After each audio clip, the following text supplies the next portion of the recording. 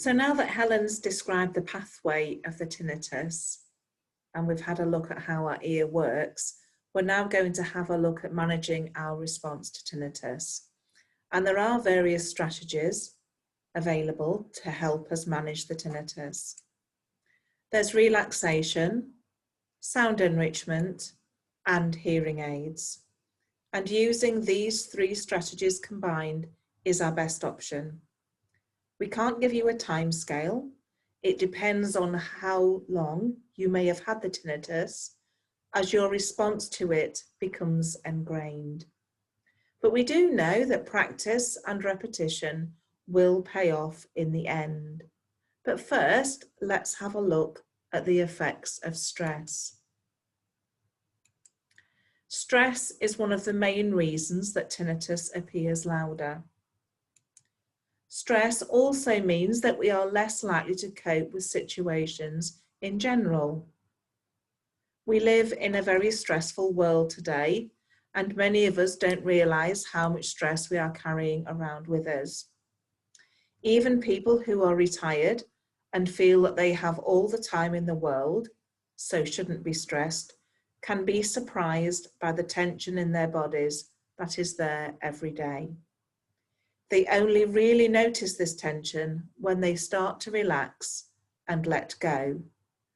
Then they realise what they have been carrying around with them daily. Stress causes negative effects on our body too, aches and pains, headaches, loss of appetite. It is a snowball effect, gradually taking over all things that we enjoy doing, like our hobbies.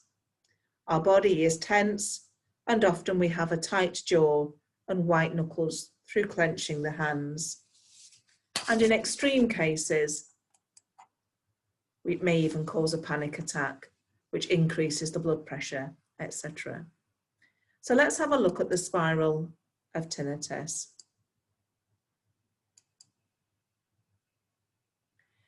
So stress can often stop us getting to sleep, so we end up having sleep problems.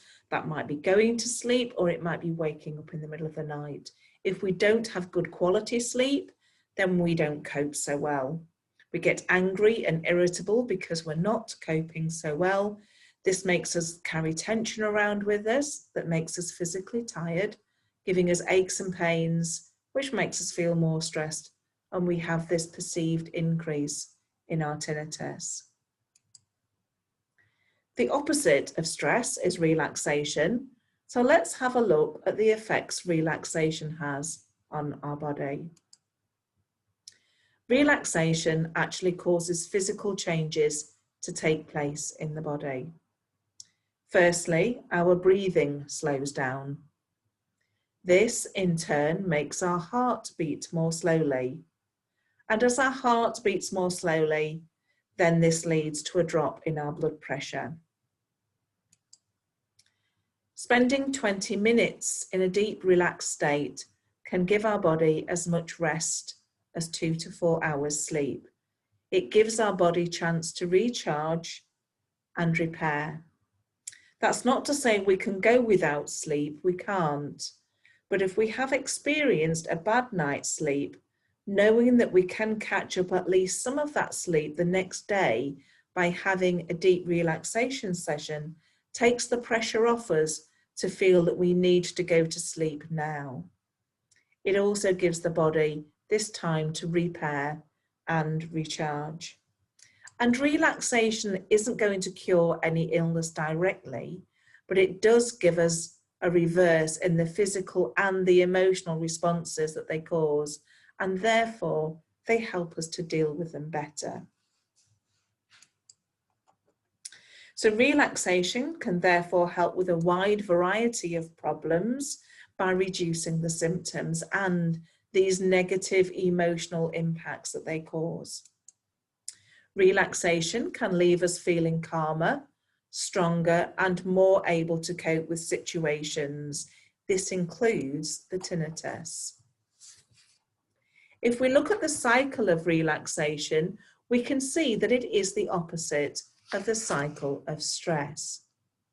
So if we relax the muscles and slow our breathing right down, Our brain gets the message that all is well, so we have quieter thoughts, and that makes us feel more in control. This gives us a feeling of calmness, and then we feel confident that we can cope.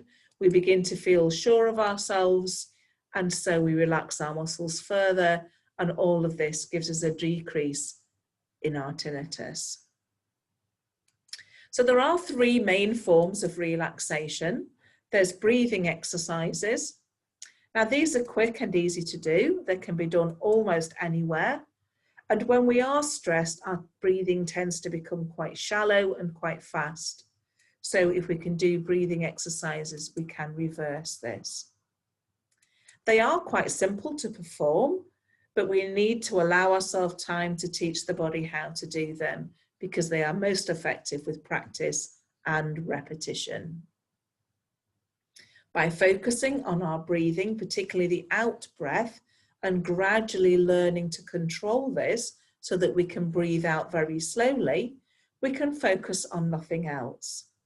And as we start to slow our breathing right down, our brain takes its cue that all is well, and it will start to slow down too.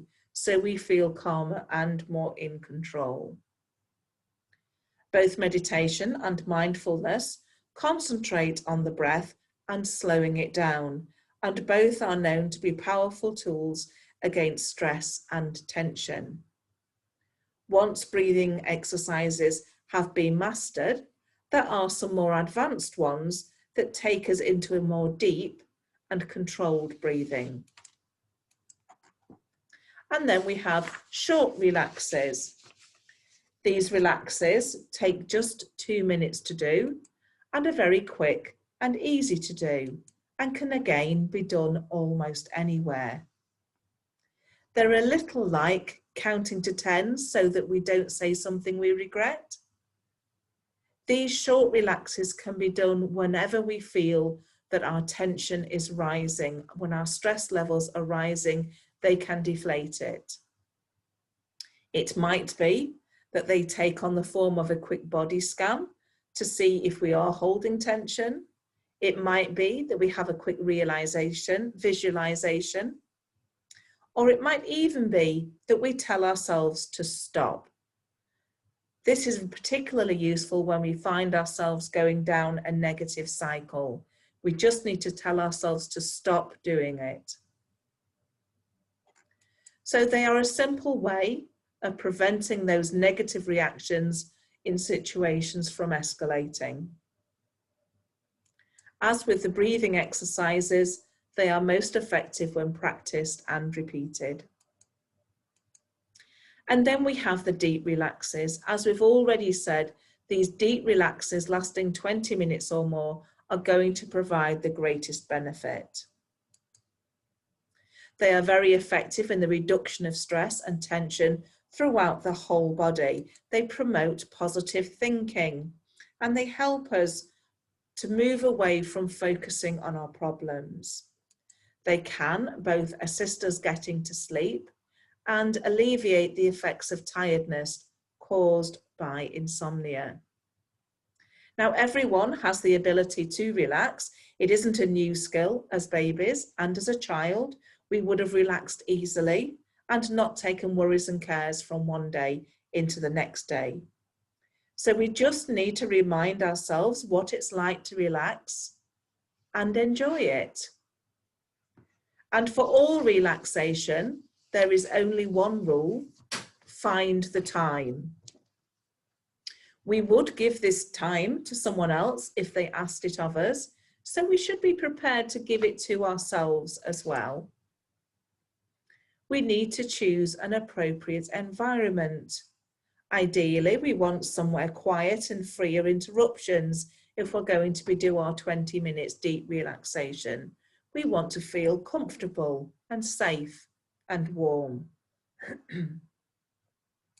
And remember, relaxation, like the breathing exercises, needs practice. It needs to be done regularly, at least 3 times a week, and daily if possible. Like any skill or hobby, we need to practice to achieve our goals. Initially, the benefits may not be obvious to you, but it will become more apparent with time, and it has a cumulative effect. So where are we going to find these relaxation sessions? Well, there's lots available on YouTube. You can purchase CDs with them on, and there is phone apps with guided relaxation sessions on them. A guided relaxation session is where someone talks you through each stage of the session, each stage of the relaxation. They will often start at the head and gradually work through the body until the feet are reached, sometimes giving positive images and encouraging words, thoughts, and phrases throughout the session. This helps us to keep it as a strong memory, and this, in turn, will help us to relax even deeper the next time we try.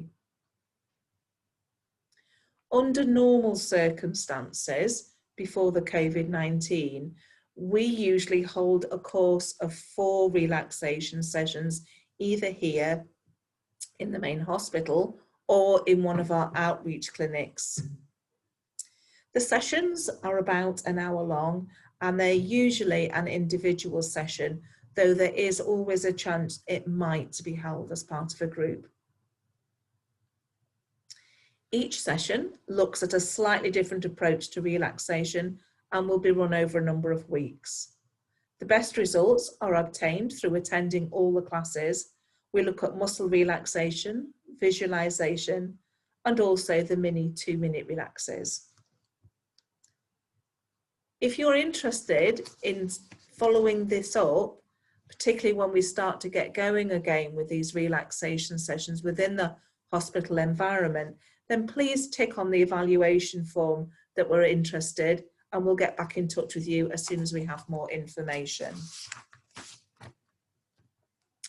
Now we're going to look at sound enrichment. Sound enrichment is ideally used to draw our attention away from the tinnitus. So we're going to try and avoid being in very quiet places. In listening and in focusing on another sound, we draw attention away from the tinnitus, allowing it to merge into the background noises. Regular use of sound enrichment means that your negative emotions are reduced.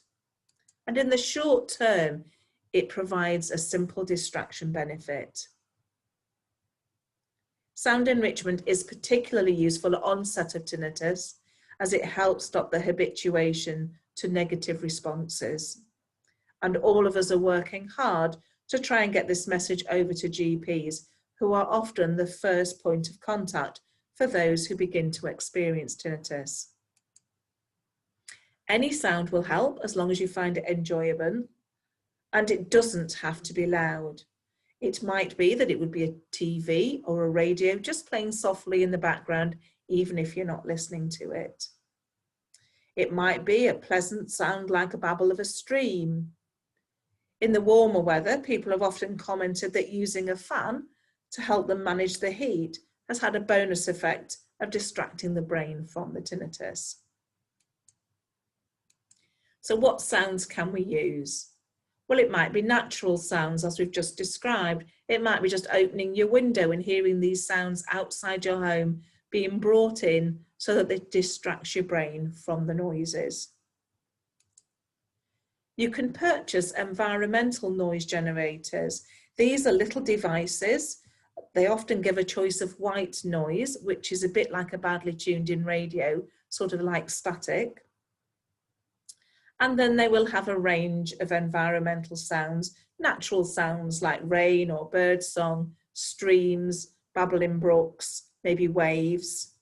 They come in various shapes and sizes, and they can be purchased from the British Tinnitus Association, but also places like Amazon and Argos often stock them, so it's worth having a look there as well. CDs can be purchased with these sounds on, and sometimes you may find those available at garden centres. Sometimes there's a little rack with ambient noise sounds, so have a look there too.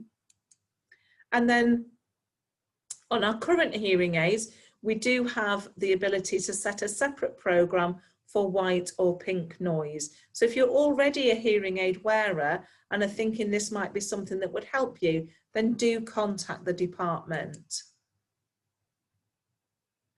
We also have places like Alexa, the smart speaker, and other smart speakers, which have a huge range of ambient noises. So if you have a smart speaker in your home, it might be worthwhile looking to see if you can get that to play a sound that you enjoy.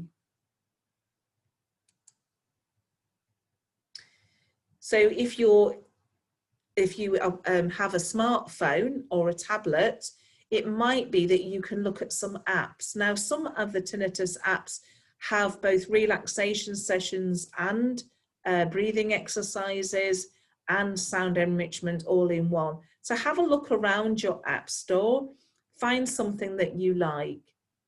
If you're looking at relaxation sessions on the app store, then listen to the voices. It could be that you prefer a man's voice, or it could be that you prefer a woman's voice.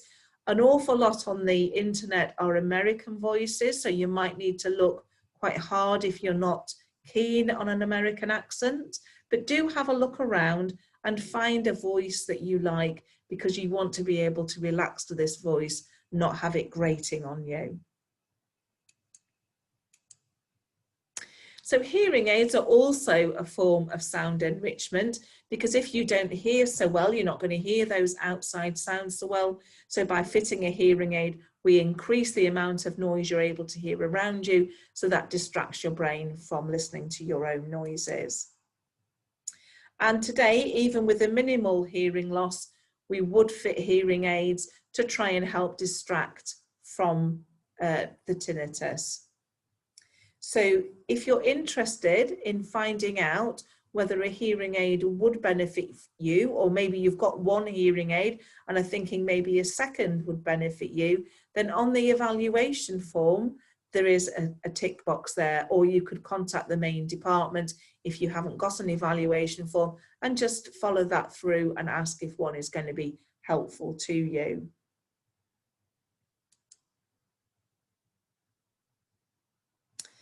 However, if you have really negative feelings about wearing a hearing aid or using a hearing aid, then they probably won't help you as much as they could.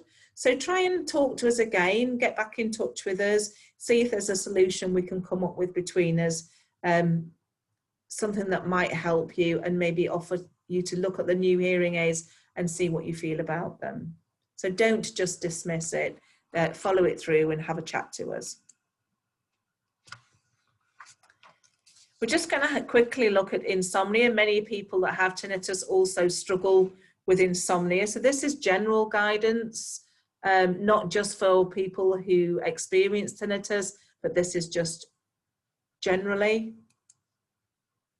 So it might be that you have a problem actually going to sleep, or it might be that you wake up in the night and then have trouble getting back to sleep. So both of these things are covered here.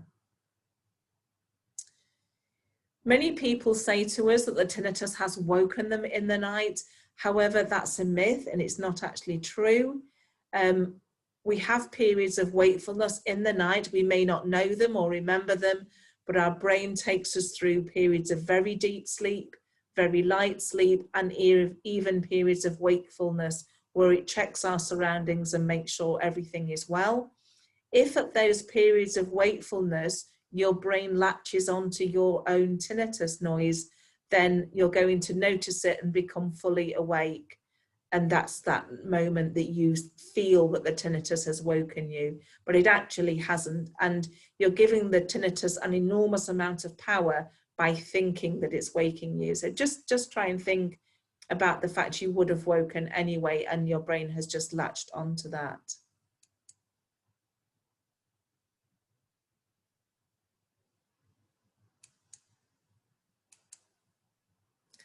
So when we do wake in the night, pillow speakers can be quite useful, so that we can use those sounds that we've just been talking about to help us get back to sleep, just to distract our brain. However, if we've got someone else in the same room as us, we don't want to disturb them. So having a pillow speaker will mean that we can hear the sounds, but we're not going to be disturbing somebody else. We can do our relaxation exercises. We can do them either before we go to sleep, so as we go to bed, or we can do them if we wake up in the night. These aren't going to disturb anybody else, and we can just, don't need any special equipment. We can get better and better at doing them by practicing them. And the same thing with our breathing exercises. We're not going to make a noise doing these. We don't need any special equipment. We're not going to disturb anybody else. And it gives us something to concentrate on other than our own noises. So this is very general rules for people who suffer with insomnia. So avoid daytime napping. And if you really do have to have a daytime sleep, restrict it to an hour or less. If you can't fall asleep or can't get off quickly, that's less than 20 minutes, then get up until you feel sleepy. Be careful what you do when you get up. Try not to use tablets. There is a blue light in both tablets and phones that excites our brain, and it may actually make us more difficult to get to sleep, so be careful. And if we're just reading a book, then we didn't really ought to have something so exciting that it's going to keep us more awake. It is suggested that we do something very repetitive and boring. And out of all the things that were offered, the ironing came top of the list. So if you get up and can't go back to sleep easily, get up and do the ironing until you feel sleepy, and then you'll go back to sleep. Avoiding caffeine is something that's well documented, so try and avoid caffeine before bedtime. So here are some useful contacts. So we've got the main department at the hospital. We've got the British Tinnitus Association, that if you haven't already had a look at it, is well worth having a look, and there's a bit of e-learning on there as well. There's the Action on Hearing Loss, which was the former RNID. They have information on tinnitus. And there's also the Hush website. Hush used to be a self-help group run in Hull. It's now disbanded, but their website is still up, which again has useful information on. So just to round up, try a multiple approach. Remember, it's a gradual improvement, and keep practicing. Thank you for listening to the video, and remember that if you are interested in finding out more, then contact the main department and we'll see if we can help you further. Thank you.